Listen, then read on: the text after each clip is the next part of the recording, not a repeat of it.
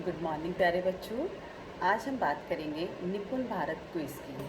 आपको कहीं पर कुछ डिफ़िकल्टीज़ आ रही हैं तो ये वीडियो आप सभी के लिए कि हम किस प्रकार से निपुण भारत क्विज़ में पार्टिसिपेट करेंगे।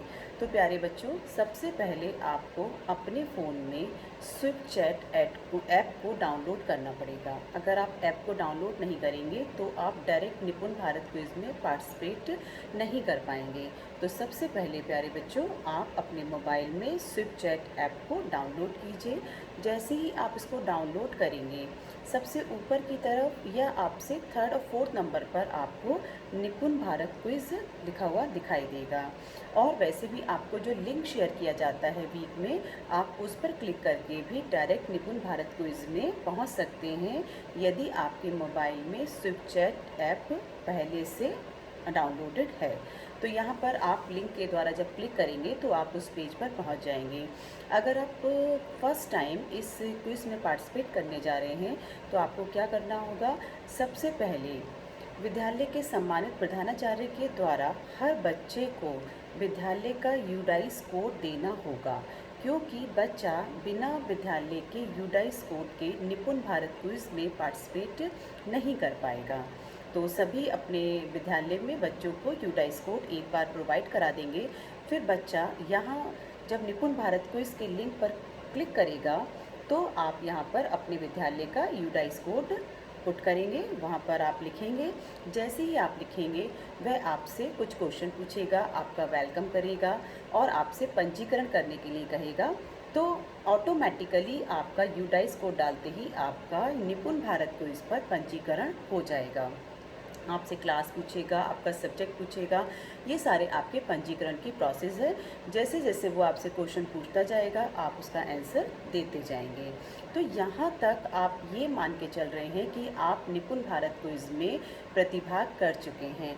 नो, आप यहाँ पर प्रतिभाग नहीं किए हैं, अभी आप केवल यहाँ पर अपना पंजीकरण कराए हैं।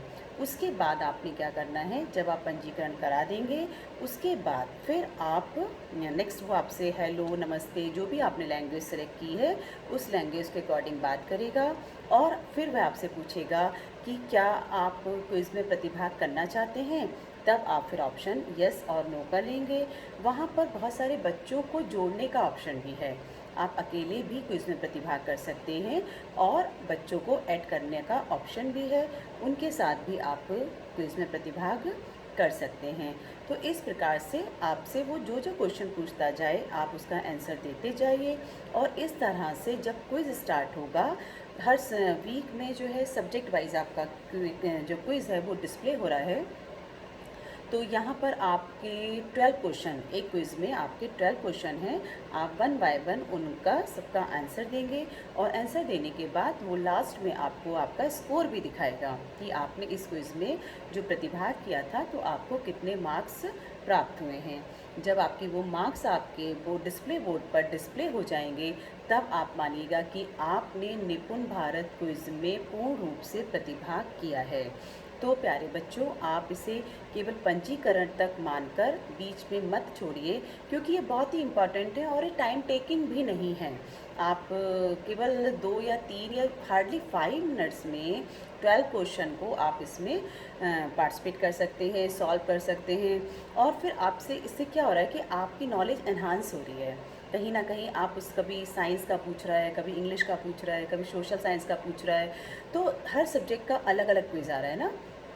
तो आप जब इसको अलग अलग करेंगे तो आप देखेंगे कि आपका जो ज्ञान का स्तर है वो कहीं ना कहीं बढ़ रहा है बेटा। तो हमें छोटे छोटे इन क्विज़ में पार्टिसिपेट करते रहना चाहिए, जिससे हम जो बुकिश नॉलेज ले रहे हैं, जो हमारा कंटेंट है, हमारा जो सिलेबस है, वो तो हम पढ़ेंगे ही पढ़ेंगे, बट उसके अलावा जो डिफरेंट ऐप्स आपकी चलाई जा रही हैं, तो आप इसे कहीं भी बैठे हैं, खाली बैठे हैं, अभी मन पढ़ाई का नहीं हो रहा है, तो आप इस क्विज़ में पार्टिसिपेट करिए। और मेरी सभी को शुभकामनाएं हैं कि सभी बच्चे अधिक से अधिक इस क्विज़ में पार्टिसिपेट करें। ओके, थैंक यू बेटा।